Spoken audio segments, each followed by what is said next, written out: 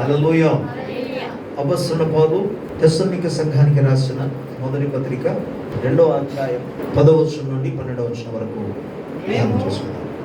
మేము విశ్వాసులైన మీ ఎదుట ఎంత భక్తిగాను నీతిగాను అనింద్యముగాను ప్రవర్తించుతున్నామో దానికి మీరు సాక్షులు. దేవుడును సాక్షి. తన రాజ్యమునకును మహిమకును మిమ్మల్ని పిలుచున్న దేవునికి తగినట్టుగా మీరు నడుచుకున్నవారని మేము మీలో ప్రతి వారిని హెచ్చరించుచు, ధైర్యపరచుచు, సాక్ష్యం ఇచ్చుచు, తండ్రి తన బిడ్డల ఎడల నడుచుకున్న రీతిగా మీలో ప్రతి వారి ఎడల మేము నడుచుకుంటుంది అని మీకు తెలియను. చిన్న ప్రార్థన. ప్రేమ కనికరము కలిగిన మా తండ్రి, నీ పరిశుద్ధమైన ఘనమైన గొప్ప నామమునకు కృతజ్ఞతాస్తుతులు స్తోత్రాలు మేము చెల్లిస్తూ, తండ్రి మీ యొక్క దివ్య లేఖనాన్ని మేము ధ్యానించడానికి విడచండగా మాతో మీరు మాట్లాడమని ప్రార్థిస్తున్నాం. విన చెవులు గ్రహించగలిగిన హృదయాలు మీ బిడ్డలందరికీ మీరు అనుగ్రహించండి. మీ నామానికి మహిమ తెచ్చుకోమని కోరి మీ కృప మీద ఆధారపడి నువ్వు ఎంతైనా నమ్మదగిన దేవుడు అని స్తుతులు చెల్లించి యేసు ప్రభు నామములో వేడుకొంచున్నాము తండ్రి. ఆమేన్. దేవుని స్తోత్రం. హల్లెలూయా. Praise the lord. పిల్లల ప్రభు మనకు అనుగ్రహించిన ఈ అద్భుతమైన ఆశ్చర్యకరమైన అవకాశం బట్టి ప్రభు నామమునకి మహిమ ఘనత ప్రభావం కలుగును గాక. త్రియక దేవుని యొక్క ప్రేమ కృప సమాధానం మనందరికీ తోడై ఉండును గాక. చదువుకున్న లేఖన భాగంలో ఈరోజు కొరకు ప్రభు ఏర్పాటు చేసిన వాక్య భాగంలో పౌలు పరిశుద్ధాత్మ అంటాడు, మేము విశ్వాసులైన మీదుట ఎంత భక్తిగాను నీతిగాను అనింద్యముగాను ప్రవర్తించుతిమో దానికి మీరు సాక్షులు. దేవుడును సాక్షి. తన రాజ్యమునకును మహిమకును మిమ్మల్ని పిలుచుచున్న దేవునికి తగినట్లుగా మీరు నడుచుకున్న వల్లని మేము మీలో ప్రతి వారిని హెచ్చరించుచు, ధైర్యపరచుచు, సాక్ష్యం ఇచ్చుచు, తండ్రి తన బిడ్డల ఎడల నడుచుకున్న రీతిగా మీలో ప్రతి వాని ఎడల మేము నడుచుకుంటామని మీకు తెలియను. చదువున్న ఈ లేఖన భాగం నుండి ఒక అంశాలు మనం ధ్యానించబోతున్నాం. అదేంటంటే దేవుని రాజ్యమునకు తగినట్లుగా మనము జీవించడం, తగినట్లుగా నడుచుకోవడం. ప్రభు మనకు పిలిచాడు. మరో స్థలంలో అంటాడు పిలుపుకు తగినట్లుగా అనే పదాన్ని వాడుతాడు. ఈరోజు పరిశుద్ధ గ్రంథంలో నుండి దేవుని రాజ్యమునకు తగినట్లుగా. హల్లెలూయా. గమనించండి, మనం ఈ లోకములో జీవిస్తున్నప్పటికీ కూడా పేతురు రాసిన పత్రిక 2వ అధ్యాయము 9వ వచనం ప్రకారం, అయితే చీకటిలో నుండి ఆశ్చర్యకరమైన తన వెలుగులోనికి పిలుచున్న వాని యొక్క గుణాతిశయమును ప్రచురము చేయ నిమిత్తం మీరు రాజులైన యాజక సమూహమును పరిశుద్ధ జనమును దేవుని సొత్తైన ప్రజలనై ఉన్నారు. చీకటి సంబంధమైన రాజ్యములో నుండి దేవుడు మనందరినీ కూడా ఆయన కుమారుని యొక్క వెలుగు సంబంధమైన రాజ్యములోనికి పిలిచాడు. కనుక మనమందరూ దేవుని రాజ్య వారసులము.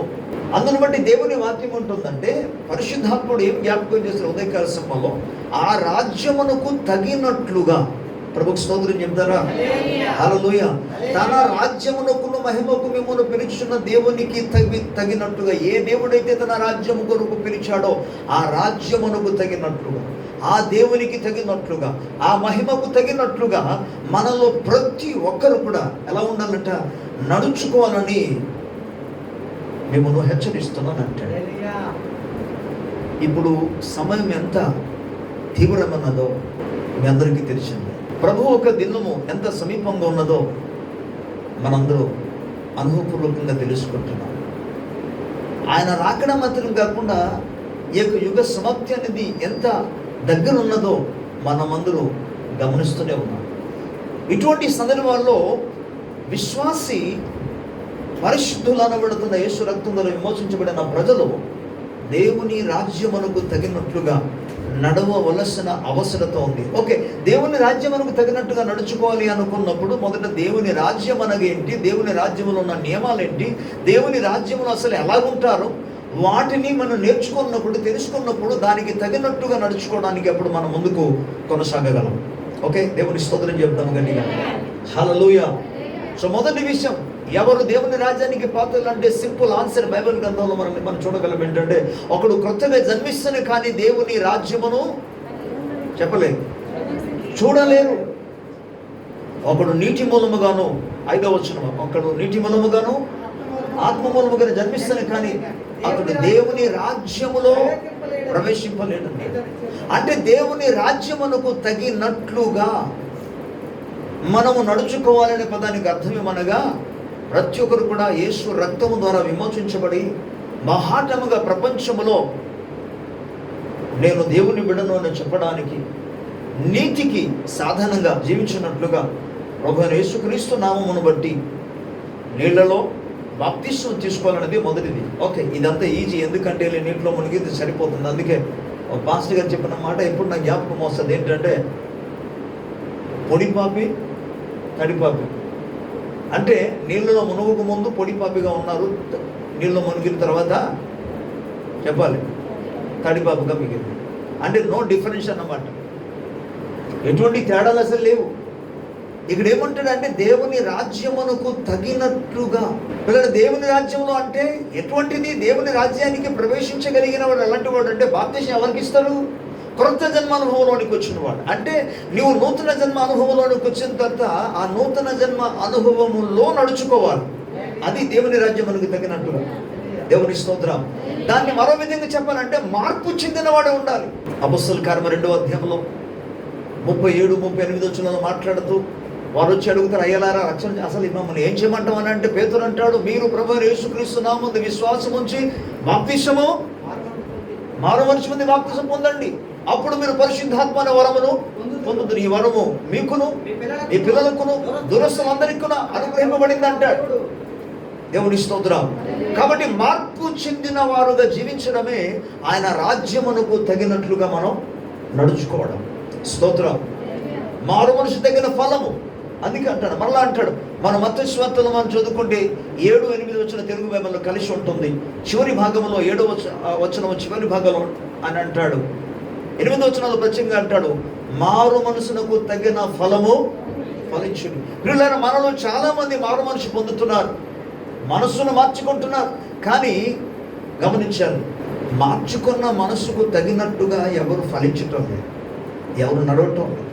పౌలు ఈ సత్యాన్ని గమనించి తెస్సలోనికలో ఉన్న సంఘాలతో మాట్లాడుతేమంటే, మీరు చాలా మంది మార్పు చెందారు కానీ, మారు మనసు పొందారు కానీ, రక్షణానుభవానికి వచ్చారు కానీ మారు మనసులకు తగిన ఫలం మాత్రం కనబట్టలేదు. అందుకే అంటున్నాడు, దేవుని రాజ్యమునకు తగినట్లుగా.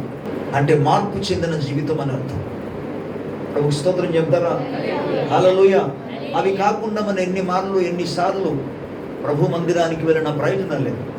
మార్పు చెందిన జీవితం ప్రభు కావాలి. ఇది దేవుని రాజ్యమునకు తగిన అర్హత, అది దేవుని రాజ్యమునకు తగిన అది యోగ్యత, అది ఆ స్థితిలోనికి రావాలని ప్రభు కోరుకుంటున్నాడు. స్తోత్రం. బైబిల్ యేసుప్రభు చెప్పలేదా, ప్రభువా ప్రభు అని పిలిచి ప్రతి ఒక్కరు దేవుని రాజ్యములో ప్రవేశించలేడు. మత్తయి సువార్త 7వ అధ్యాయం 21వ వచనంలో మాట్లాడతాడు. పిలిచిన అంటే వాళ్ళు కూడా పిలుస్తున్నారు కదా ప్రభువా ప్రభు అని. అవుదే, ఎవరు ఏం చేసినా దేవుని రాజ్యమునకు తగినట్టుగా నడుచుకోవాలి. దేవుని స్తోత్రం. చాలా మంది ఎక్కడ మోసగించబడుతున్నారంటే, దేవుని రాజ్యానికి తగినట్టుగా అన్న వెంటనే కేవలము ఇది సంఘానికి మాత్రం సంబంధించింది కాబట్టి మన సంఘానికి వచ్చి సంఘంలో ఒక మనం ఆ భక్తి కలిగి మనం కూర్చుని ఉండి, రైట్, మాస్టర్ గారు వాక్యం చెప్పినప్పుడు బైబిల్ మనం తెచ్చి ప్రార్థన చేసుకుని వాక్యం నుంచి వెళ్ళిపోతే ఇదేనేమో అని అనుకుంటున్నారు. కాదు కాదు కాదు. భక్తి అనేక పర్యాలు చెప్పాను. భక్తి లోకానికి, భక్తి ఒక విధంగా కుటుంబ వ్యవస్థానికి, భక్తి సమాజానికి, భక్తి బంధువులకు అది ముడిపడి ఉంది, లింక్ చేయబడింది. బైబిల్లో అనేక విషయాలుగా మాట్లాడుతూ గత వారం మీకు కొద్ది విషయాలు జ్ఞాపకం చేశాను. ఈ ప్రేమను గురించి మీకు తెలియజేశాను. క్రియలతో కూడిన ప్రేమ కలిగి జీవించాలని. అందులో భాగంగా దేవుని బిడ్డలారా రాయబడింది ఏంటంటే, ఒకరినొకరిని ప్రేమించమని చెప్పడం మాత్రం కాకుండా ప్రేమ కలిగి నడుచుకోమని చెప్పాడు. ప్రేమ కలిగి జీవించడం వేరు, ప్రేమ కలిగి నడవడం వేరు, ప్రేమించడం వేరు. అంత ఒక్కట్లాగా అనిపిస్తుంది కానీ చిన్న చిన్న తేడాలు ఉన్నాయి. తెలుగు అక్షరాల్లో 3 అక్షరాలు ఉంటాయి. లా లా 2 ఉంటాయి. కా కూడా 2 ఉంటుంది. అందరూ తెలుగులో ఒకే రకంగా ఉచ్చారణ చేసేస్తారు. ఈ మూడు సార్లు ఉంటాయి. ఒకవేళ ఒకటే సార్ మనం ఉచ్చారణ చేయగలిగింది ఒకటే అయితే 3 సార్లు ఎందుకు? ఒకటి సరిపోదా? ఈ కాకా కూడా ఒక రకమైన ఉచ్చారణ అయితే ఎందుకు రెండు రాయాలి? ఒకటి రాయొచ్చు కదా.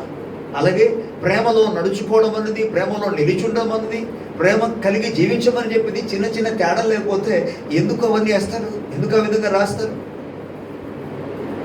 ప్రభు వాక్యములు అందుకంటాడు ప్రేమ కలిగి నడుచుకోమని చెప్పాడు. ఈవెన్ భయభక్తి కలిగి జీవించడం గురించి కూడా ఏమన్నాడు తెలుసా బైబిల్లో? ఒకరి యందు ఒకరు భయభక్తి కలిగి నడవమని చెప్పాడు. బైబిల్లో ఉంది. ఇప్పుడు మన దేవుని వాక్యంలోకి వచ్చే విషయం ఏంటంటే, పరిశుద్ధ గ్రంథము ద్వారా మనం గమనించాల్సిన విషయం, నడుచుకోవాల్సిన విషయం ఏంటంటే, ప్రియులారా, ఆయన రాజ్యమునకు తగినట్లుగా.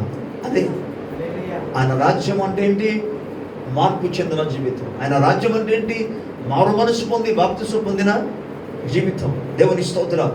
అలాగే ఆ మారు మనసునకు తగిన ఫలము ఫలించడం. ప్రభుకు స్తోత్రం కలుగును గాక. How can people will recognize that you are changed people? నువ్వు మార్పు చెందేవని ప్రజలు ఎలా తెలుసుకుంటారు?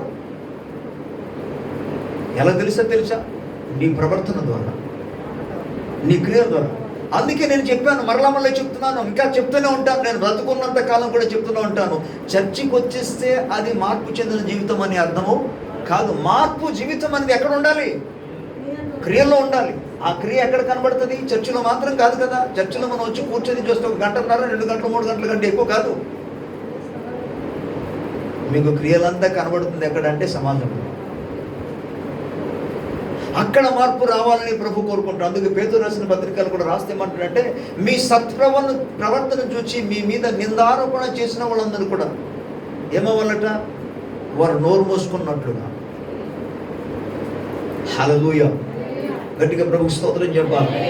ఇవన్నీ కూడా దేవుని రాజ్యమునకు సంబంధించినది. ప్రభుకు స్తోత్రం చెప్తాం. ఓకే, దేవుని వాక్యంలో మనలేమన్నంటే, నేను జస్ట్ 1 పాయింట్ కూడా మాత్రం మాట్లాడుతాను. ఇప్పుడు మనం ధ్యానం చేస్తాను. ఒకటి రాజ్యమును గురించి మాత్రం మాట్లాడతాను.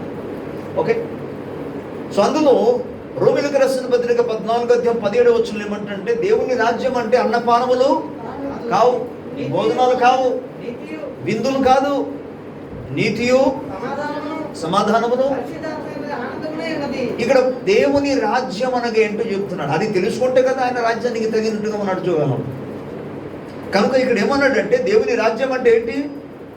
అందులో మాట్లాడాలి. నీతి, సమాధానం, పరిశుద్ధాత్మబలి, అందులో ఆనందించాడు. అంటే నువ్వు నీతి కలిగి ప్రవర్తించినప్పుడు, నీతి కలిగి జీవించినప్పుడు, నీతి యందు నిలిచి ఉన్నప్పుడు, ఇక నీతిని గురించి చెప్పాలంటే చాలా విషయాలు ఉన్నాయి. నమ్మినవాడు నీతిమంతులుగా తీర్చబడతాడు. యేసుక్రీస్తు వారు బలియాగముందు విశ్వాసం ఉంచుతున్న ఒక వ్యక్తి నీతిమంతులుగా తీర్చబడతాడు. యేసు రక్తము ద్వారా విమోచించబడిన వారు, కడగబడిన వారు, ఓకే, వారు నీతిమంతులుగా తీర్చబడతారు. బైబిల్ మనకు స్పష్టంగా చెబుతుంది. కానీ యెహెజ్కేలు గ్రంథంలో కానీ, ఇర్మియా గ్రంథంలో కానీ మనం చదివితే నీతిమంతుని యొక్క ప్రవర్తనల గురించి కొన్ని మాట చెప్పాడు. యోబు జీవితాన్ని, నీతిని గురించి మనం తెలియజేస్తున్నాడు. యోబు గ్రంథం 29:31 ఇప్పుడు కాదు, ఇంటికి వెళ్ళిన తర్వాత చదవండి. అతని యొక్క నీతి ప్రవర్తన గురించి ఎక్కడ రాయబడింది? దేవుడే 1వ అధ్యాయంలో మొదటి 3 వచనాలలో యోబు గ్రంథంలో యోబును గురించి, ఆయన నీతిని గురించి, భక్తిని గురించి ప్రభు సాక్ష్యం ఇస్తాడు. పిల్లరా, నీతి కలిగి జీవించాలి. నీతి క్రియ కలిగి జీవించడం, నీతి క్రియలు చేయడం. ఈ మార్పు చెందిన జీవితంలో భాగంగా నీతి క్రియలు చేయడం. కానీ ఆ నీతి క్రియలు ఎలా ఉండాలంటే, ఇతరులకు కనుపరుచుకోవాలని కాకుండా, మత్తయి సువార్త 6వ అధ్యాయంలో అంటాడు, కొందరు తమంతట తాము నీతిమంతులను కనుపరుచుకోవడానికి ప్రయత్నాలు చేస్తూ, డబ్బాలు కొట్టుకుంటూ, బూరలు ఊదిస్తూ చేస్తుంటారు పనులైతే మంచిది చేస్తున్నారు, కానీ ఫలితం లేకుండా పోతుంది. ఎందుకు? కనపరుచుకోవాలని, చేయాలని ఆశ ఒకటి ఉంటే, ఇతరుల ముందు కనబడాలని చేస్తున్న పనులు నీతి క్రియలు. అందుకే వాడి గురించి మాట్లాడారు. పిల్లరా, నీతి రకరకాలుగా ఉన్నా ఈరోజు పరిశుద్ధ గ్రంథాలు గమనించండి. నీతి మంతుని యొక్క క్రియ ఎలా ఉంటుంది తెలుసా? దేవుని రాజ్యమునకు తగినట్లుగా అనగా నీతి కలిగి జీవించడం అని మనం ఇప్పుడు చూసుకుంటున్నాం. కాబట్టి నీతి కలిగి జీవించడం అంటే నీతి క్రియలు మనం చేయాలి. నీతి క్రియలు ఎలా ఉంటుందంటే, ఇక పరిశుద్ధ గ్రంథాలు మనం చదువుగలిగితే ఒక లేఖనాన్ని మీకు జ్ఞాపకం చేస్తాను. మీరందరూ జస్ట్ అది తెలిసిన వాక్య భాగాన్ని కాబట్టి చెప్తుండగా, మీ ఆత్మలో ప్రకటిస్తున్న ప్రతి మాట సాక్ష్యం ఇస్తుంది, అవును నిజమే అని. ఆ మాత్రం చాలు. దేవునికి స్తోత్రం.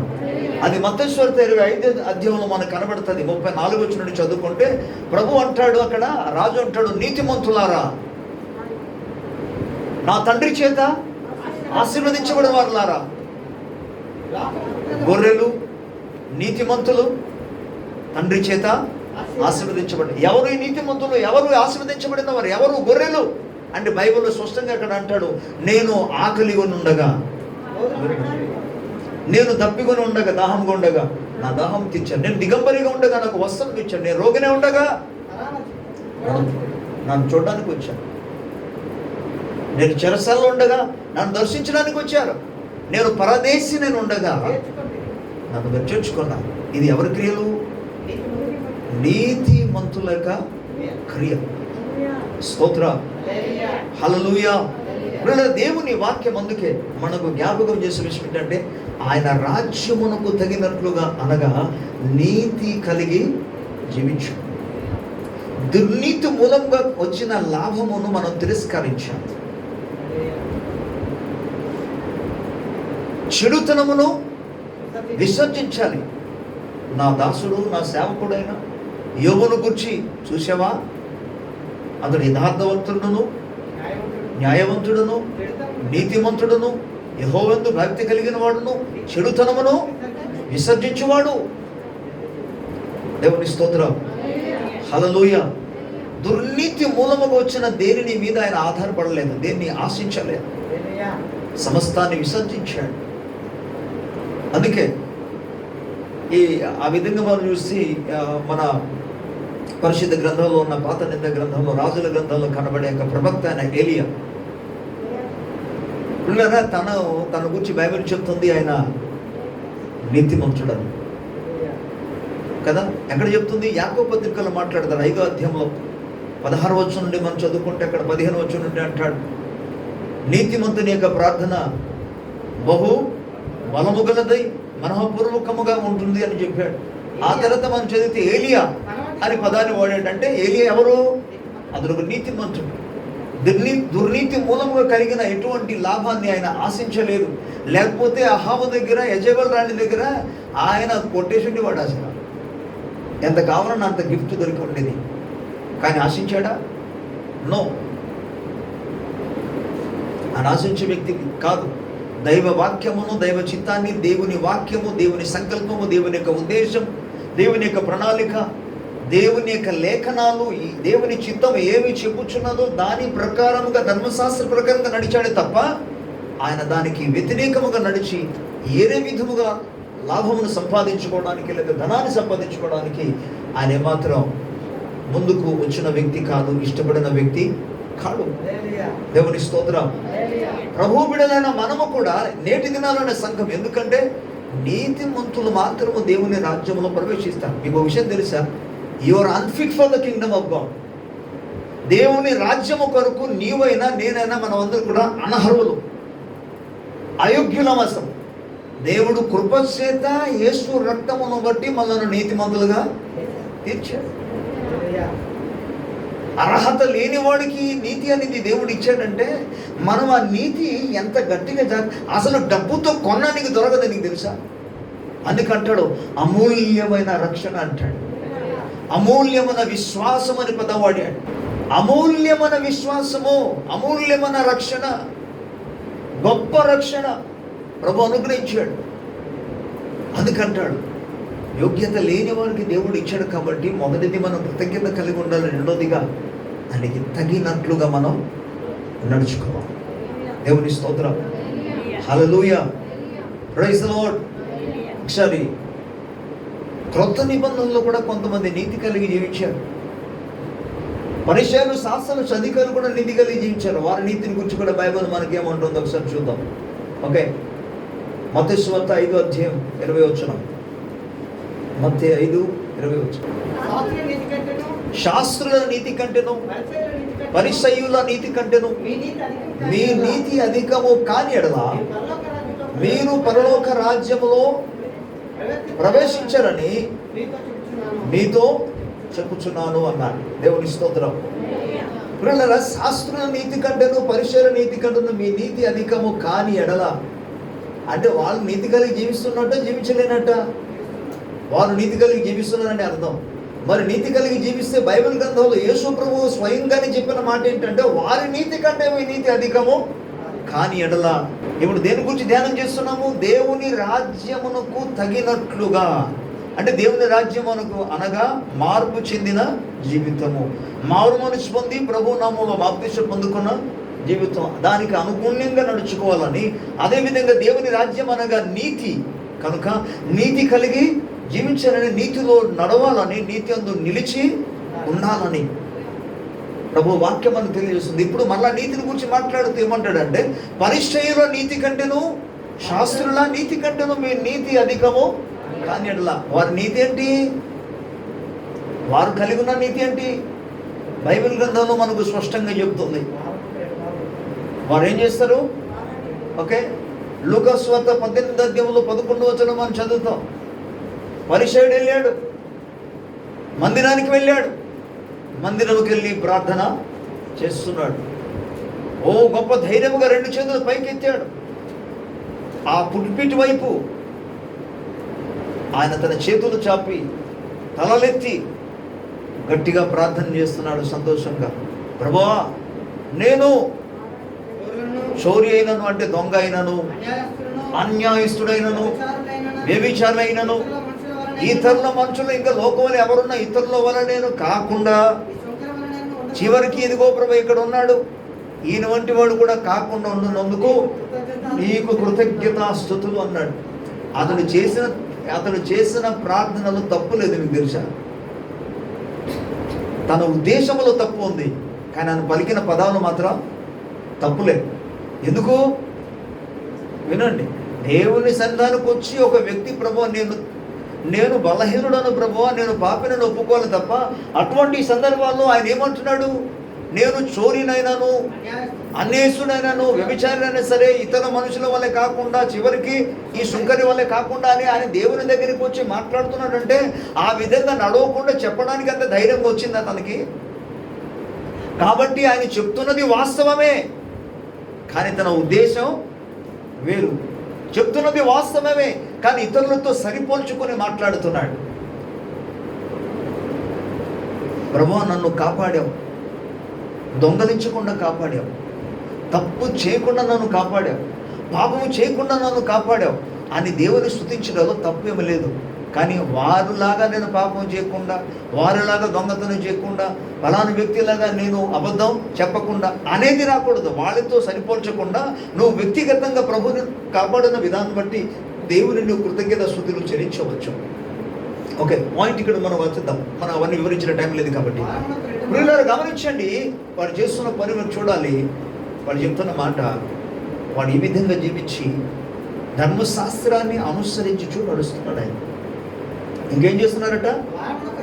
వారమునకు 2 మార్లు ఉపవాసం ఉంటున్నాడు. సంపదన అంతటిలో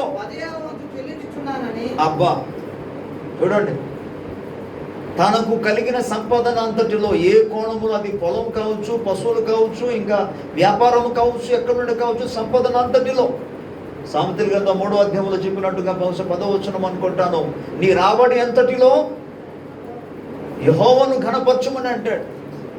కాబట్టి ఈయన ఏం చేస్తున్నా తెలుసా? తన సంపదన అంతటిలో దేవునికి ఆయన ఘనపరుస్తున్నాడు, ఇస్తున్నాడు, 10వ భాగం ఇస్తున్నాడు. ఏ కోణంలో వచ్చిన బట్టలు ఇస్తూ ఆయన అంటున్నాడు, ఇంకేంటి, నా సంపదనలో కొంత భాగము బీదలు కూడా. అంటే వీళ్ళు చూస్తుంటే స్వభావాలన్నీ కూడా అంత మంచిగానే ఉన్నాయి, మంచి స్వభావాలు ఉన్నాయి, మంచి గుణాలు ఉన్నాయి, ఇతరులకు సహాయం చేసే గుణం ఉంది, దేవుని పట్ల, దేవుని గురించి వాక్యం పట్ల కూడా దైవభక్తి ఉన్నది, దశమ భాగం ఇచ్చే విషయాలు కూడా కరెక్ట్గానే ఉన్నాడు, అన్ని కోణంలో బాగానే ఉన్నాడు. ఇప్పుడు యేసుప్రభు ఏమన్నాడు తెలుసా? వినండి, శాస్త్రుల నీతి కంటేను పరిసయ్యుల నీతి కంటేను మీ నీతి అధికము కాని ఎడల. అందుకే మళ్ళీ చెప్తున్నాను, దేవుని రాజ్యమునకు తగినట్టుగా, అంటే వారు చేసిన దానికంటే ఎక్కువ చేయాలని అర్థం. ఇది స్తోత్రం, హల్లెలూయా. ఇక్కడ పరిసయ్యుడు చెప్పిన మాట మనం చూసాము. శాస్త్రులు ఎలాగున్నారు? పరిసయ్యుల శాస్త్రుల గురించి మరలా మత్తయి సువార్త 23 వచనం చూస్తే వారు ఇక సామాన్య రాబడి మాత్రం కాదు, ఇంట్లో ఉన్న వంట సామాన్ నుండి కూడా ఇచ్చేస్తున్నాడు. సోపులోను జీలకర్రలోను అందులో నుండి దశమభాగం ఇస్తున్నాడట. కానీ ప్రధానమైన విషయమును వారు విడిచిపెట్టేస్తున్నారు. ఏంటది? న్యాయం, కనికరం, విశ్వాసమును విడిచిపెట్టారు. దేవుని రాజ్యమునకు తగినట్టుగా నడుచుకోవాలంటే న్యాయము కలిగి జీవించాలి. దేవుని రాజ్యమునకు తగినట్టుగా ఉండాలంటే కనికరము కలిగి నడవాలి. దేవుని రాజ్యమునకు తగినట్టుగా నడుచుకోవడం అనగా విశ్వాసం అంది. ఎందుకంటే మనం ఈ భూలోకంలో జీవించున్నంత కాలం వస్తువుల మీద కానీ ప్రజల మీద కానీ అధిక పదే మాట్లాడతాను, మనుషులను నమ్మవద్దని. దేవుని మీద నమ్మిక ఉంచి విశ్వాస మూలంగా నడవాలి. దేవుని స్తోత్రం, హల్లెలూయా. ఒక మాటతో చెప్పాలంటే దేవుని రాజ్యం అంతా కూడా విశ్వాసంతో కూడింది. ఎవ్రీథింగ్ విశ్వాసంతో కూడింది.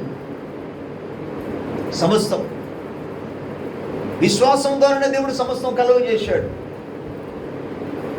అందుకే విశ్వాసము లేకుండా దేవునికి ఇష్టలై ఉండుట అసాధ్యమని ప్రభు వాక్యం చెప్తుంది. ఓకే, ప్రభుకి స్తోత్రం చెప్తాం ఒకసారి. హల్లెలూయా. సో నీతి కలిగి మనం నడుచుకోవాలి. నెక్స్ట్ లేఖన భాగాలు మనం ఒకసారి చదువుకుందాం. మార్కు సువార్త 12:33-34. మార్కు 12:33-34. పూర్ణ హృదయముతోను, పూర్ణ వివేకముతోను,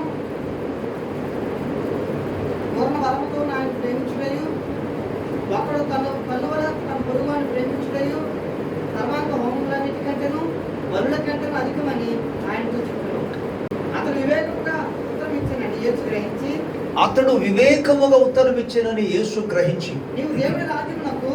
నీవు దేవుని రాజ్యమునకు దూరముగా లేవని అతనితో చెప్పాడు.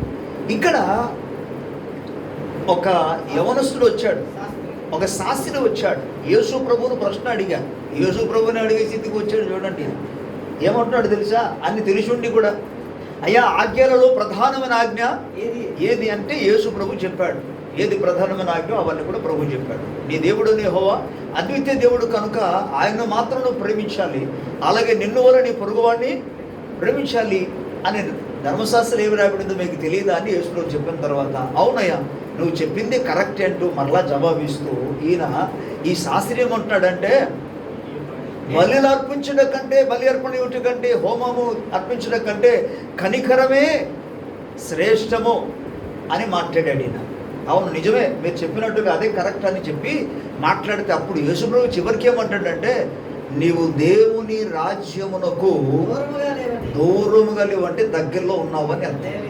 గమనించండి, ప్రభుకి స్తోత్రం చెప్తారు ఒకసారి.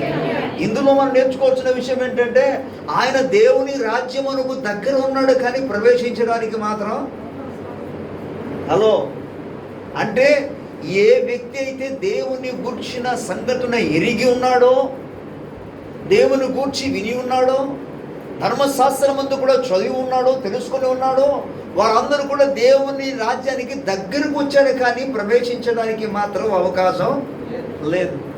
ఎప్పుడు ప్రవేశిస్తారు?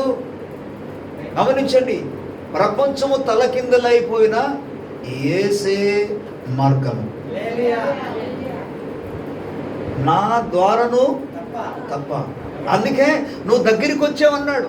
అదే సమయంలో మన మార్కు సువార్తలో 10వ అధ్యాయంలో చదువుకుంటే అక్కడ కూడా ఒక వ్యక్తి కనబడతాడు, ఒక యవనస్తుడు కనబడతాడు. నిత్య జీవమునకు వారసవడానికి నేనేమి ఏమయ్యా ధర్మశాస్త్రం ఏమడింది మీకు తెలియదా అంటే, ఇలాగుంది అలాగుంది అంటాడు. మరి అవన్నీ నేను చేస్తున్నాను, బాల్యం నుండి చేస్తున్నాను సార్ అన్న.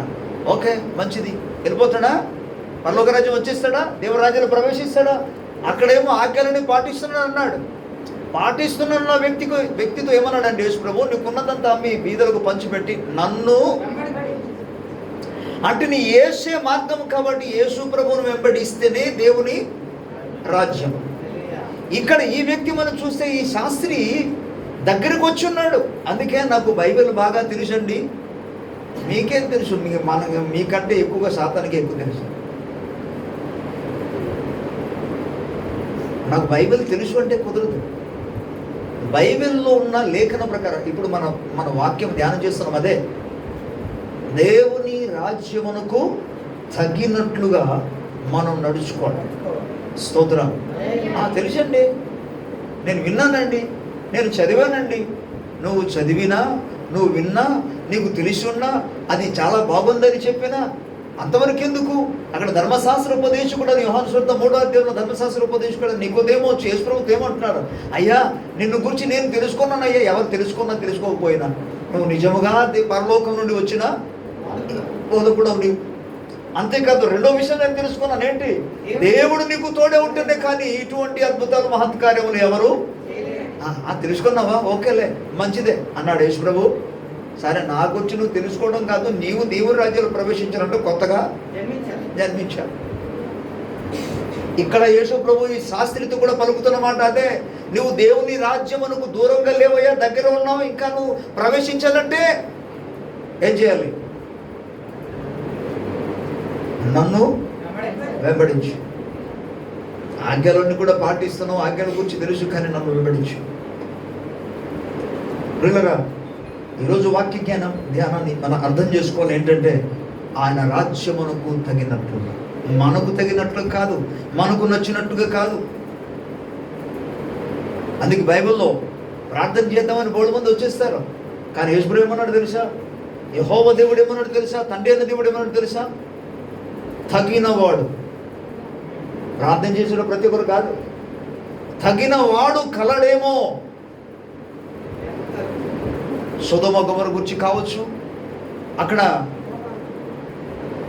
నోవాహు తరమును గురించైనా కావచ్చు, నీతిమంతుడు తగినవాడు.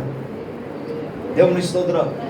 తగిన వాడు ఉండి, తగిన వాడుగా ఉండి, తగిన వాడుగా ప్రవర్తిస్తూ, నడుస్తూ, జీవిస్తూ అటువంటి వాడు దేవుని సన్నిధిలో ప్రార్థన చేస్తే దేవుడు వారి ప్రార్థన అంగీకరిస్తాడు. స్తోత్రం.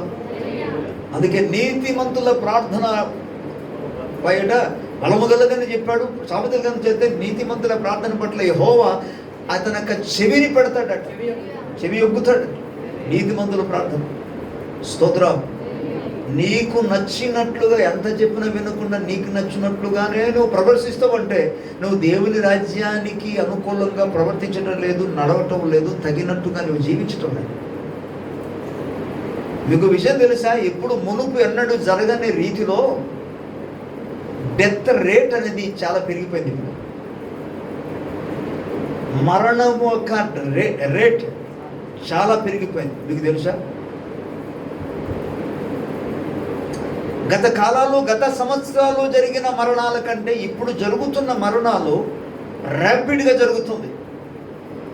ర్యాపిడ్ అంటే అతి వేగంగా జరుగుతుంది. ప్రభువును నమ్ముకున్న ప్రజలు ప్రభు సందులో చేర్చబడుతున్నారు, నమ్ముకోలేని వారు కూడా చనిపోతున్నారు. డెత్ యొక్క రేటు పెరిగిపోతుంది. నీ జీవితంలో మార్పు ఎలాగుంది? అందుకే ప్రభు వాక్యము ఈ దినాన్న మనతో మాట్లాడుతూ ప్రభు అంటాడు, ఆయన రాజ్యమునకు దేవుని స్తోత్రం. హల్లెలూయా. ఎగైన్ పరిశుద్ధ గ్రంథంలో ఒక 2 లేఖనాలు చూసి మనం ముగించుకుందాం.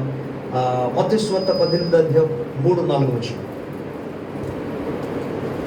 మత్తయి సువార్త 18వ అధ్యాయం 3-4 వచనం.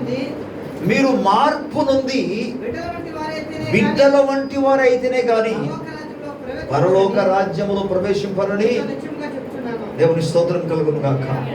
ఏమవ్వాలట?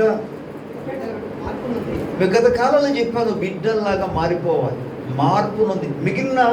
మిగిలిన స్వార్థలు ఏమంటారంటే మీరు చిన్న బిడ్డ వాళ్ళే అంగీకరిస్తేనే కానీ అనే పదాన్ని మిగిలిన సువార్తలు అంటాడు. మీరు చిన్న బిడ్డ వల్లే దేవుని రాజ్యము అంగీకరిస్తేనే కానీ అనే పదాన్ని మిగిలిన ఆ సువార్తలు చెప్తాడు. ఇక్కడ ఏమంటారంటే మీరు మార్పు చెంది చిన్న బిడ్డ వల్లే వారైతేనే కానీ పరలోక రాజ్యము ప్రవేశించలేదు. ఎటువంటి మార్పు రావాలి? ఇక్కడున్న చిన్న బిడ్డల వాళ్ళు కాదు మాట్లాడేది. ఈ చిన్న బిడ్డలకు ఒక్కొక్కసారి చూస్తున్నప్పుడు సంతోషం అనిపిస్తుంది హృదయంలో. ఎప్పుడు ప్రార్థన చేయండి రా అన్న వెంటనే ఆ కళ్ళు మూసుకొని మోకరించి అబ్బా చేతులు ఇలా చూసి ఈ కళ్ళు ఇళ్ళగా మోసుకొని చేతులు పెడుతూ ఆ టైంలో చూసినప్పుడు వాళ్ళు సంతోషంగా అనిపిస్తారు, ఆనందం అనిపిస్తుంటారు. ఆ ప్రార్థన అయిన తర్వాత చూడాలండి ఎంత అద్భుతంగా ఉంటారో, ఏమి సంతోషంగా ఉంటారో. ఈ బిడ్డల గురించి కాదు మాట్లాడేది, కల్మసం లేని బిడ్డలు, హృదయంలో చెడుతనానికి దారి త్రోవ ఇవ్వలేని అటువంటి బిడ్డలు. నేను చాలాసార్లు చెప్పాను, దేవుని రాజ్యాన్ని గురించి మాట్లాడి చెప్పాను. బిడ్డలు అన్న వెంటనే ఈ చిన్న బిడ్డల గురించి మాట్లాడటం లేదు. కల్మస లేని వారు క్షమించే గుణం ఉంటుంది. వెంటనే చెడుతనాన్ని కానీ కీడు కానీ వెంటనే విడిచిపెట్టుగా మర్చిపోయే స్వభావం వాళ్ళకు ఉంటుంది. వాళ్ళకి చెప్పిన దానంతా కూడా వాళ్ళు నమ్ముతారని చెప్పాను. మీరేం చెప్పినా నమ్మేశారు చిన్నపిల్లలు. ఇప్పుడు పిల్లలు నమ్ముతారా? అందుకే ఈ పిల్లలు కాదని చెప్పేశాను మీకు. ఎప్పుడైతే ఆ పిల్లలు కూడా ఈ పిల్లల స్వభావం బైబిల్లో ఉన్న ప్రభు చెప్తున్నాక స్వభావంలోనికి ఈ పిల్లలు మారుతారో అప్పుడు దేవునికి వాళ్ళు ఇష్టలుగా ఉంటారు. దేవుని స్తోత్రం, హల్లెలూయా. అందుకే పిల్లల చిన్న బిడ్డ వలె మార్పు చెందాలంట. అలాగే చిన్న బిడ్డ వలె అంగీకరించాలి దేవుని రాజ్యం. మనకు అన్ని తెలుసు కదా, ఎందుకు నమ్ముతావు? ఇశ్రాయేలు ప్రజలతో ప్రభు అన్నాడు, ఏం కాదు, మీరు పస్కా పశువును వధించి రక్తం తీసుకొచ్చి ద్వారబంధాలు రాయండి, దాన్ని మాంసం తినండి, అంతే, సంహారం వచ్చాను మీకు ఏం చేయదంటే నువ్వు నమ్మిస్తావా? ఇక్కడ ఉన్న పెద్దలు చెప్పండి, పెద్ద పిల్లలందరూ కూడా నమ్మిస్తారా? ఇప్పుడున్న చిన్నపిల్లలు చెప్తే నమ్మిస్తారా? వీళ్ళు నమ్మిస్తారా? ఎవరు నమ్మరు, మీరు నమ్మరు, చిన్నపిల్లలు నమ్మరు. రక్తం రాయడం ఏంటి, మనకేమో ఆరోగ్యం రావడం ఏంటి, అదంతా ఒట్టిదే. మనము టాబ్లెట్ తీసుకోవాలి, ఇంజెక్షన్ వేసుకోవాలి. ఈ రోజుల్లో టాబ్లెట్ వేసుకున్న వాళ్ళకి జ్వరం తగ్గటం లేదు, అక్కడ రాసి ఇక్కడ హీలింగ్ వచ్చేస్తుందా? నమ్ముతావా? కానీ దైవ స్వభావాన్ని గురించి మాట్లాడుతున్నాడు. దేవుని రాజ్యమును గురించి ఏం చెప్పినా మనం వాటిని నమ్మాలంతే. దేవుని స్తోత్రం. ఈ చిన్నపిల్లలు అంటే మేబీ నేను ఇలాగ చెప్పవచ్చు, 1 ఇయర్లో ఉన్న బిడ్డకు చెప్పిన అనుకోవచ్చు. ఎందుకంటే 2 years అయిందంటే వాళ్ళు ఇక 1 yearలో బిడ్డలు అనుకోండి, ఏం చెప్పినా నమ్ముతారు. ఎందుకంటే వాళ్ళకి అంతగా అవగాహన ఉండదు, లోకంలో వచ్చిన అవగాహన 1 yearలో ఉన్న బిడ్డకి అసలు తెలియదు. ఒకటే తెలుస్తుంది, అమ్మ మీరు ఇక్కడ లేరే, అమ్మ నాన్న. ఒకళ్ళ అక్క చెప్పులు ఎవడన్నా ఉంటే ఎవరైతే ఎక్కువగా వాళ్ళని ఎత్తుకుంటుంటారో పలకరిస్తుంటారో, ఎవరు ఎక్కువ కలుస్తుంటారో వాళ్ళ ముఖాలు మాత్రం వాళ్ళు తెలుస్తారు, అంతకంటే ఇంకా ఎక్కువ అవగాహన ఉండదు. ఓకే, ప్రభు స్తోత్రం చెప్తాం. అండ్ యోహాను సువార్త ఇది చూసి మనం ఊహించుకుందాం. యోహాను సువార్త 18:36 నుండి. యోహాను సువార్త 18:36 నుండి 38 వచనం. యేసు నా రాజ్యము ఈ లోక సంబంధమైనది కాదు.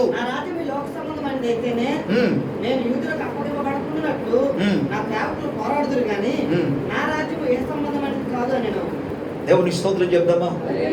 నా రాజ్యము ఈ లోక సంబంధమైనది కాదు. ఈ లోక సంబంధమైనదైతే నా సైనికులు వచ్చి, నా సేవకులు వచ్చి నా పక్షుని యుద్ధం చేస్తారు. అంటే దేవుని రాజ్యం ఎలాంటిది?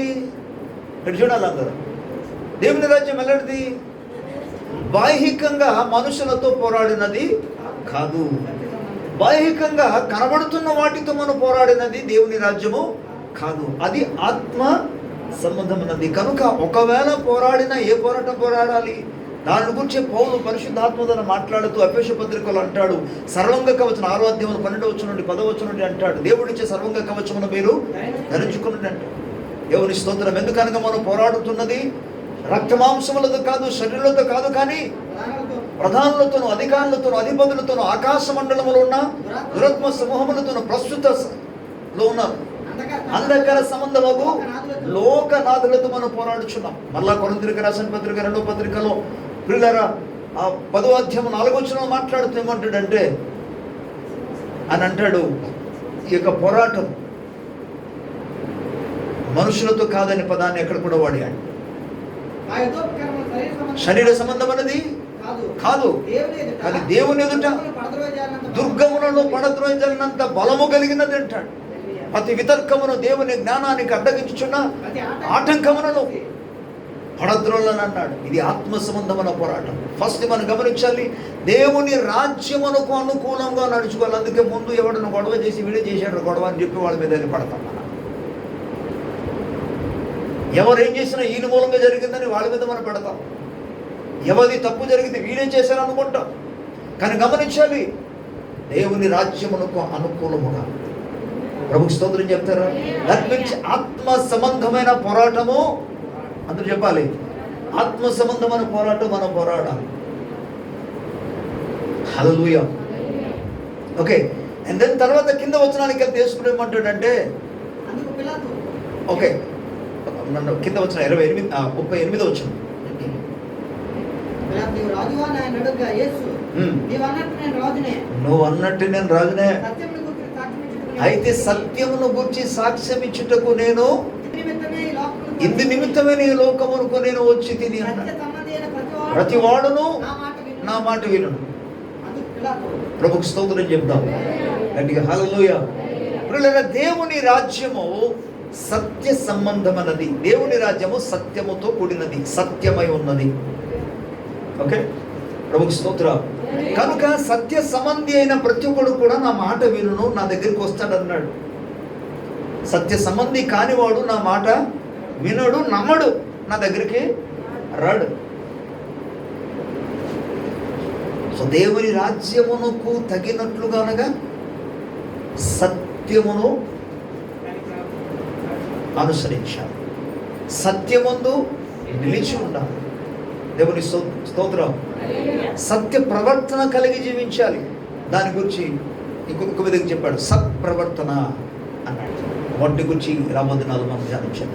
సో ప్రియులారా, దేవుని వాక్యం మన జ్ఞాపకం చేస్తుంది, ఆయన రాజ్యమునకు తగినట్లుగా మనం నడుచుకోవాలి. Praise the lord. హల్లెలూయా. రండి మనం కళ్ళు మూసుకుంటే ప్రార్థన చేసుకుంటాం. ప్రేమ కనికరం కలిగిన మా తండ్రి, నీ పరిశుద్ధమైన ఘనమైన గొప్ప నామానికి స్తోత్రాలు.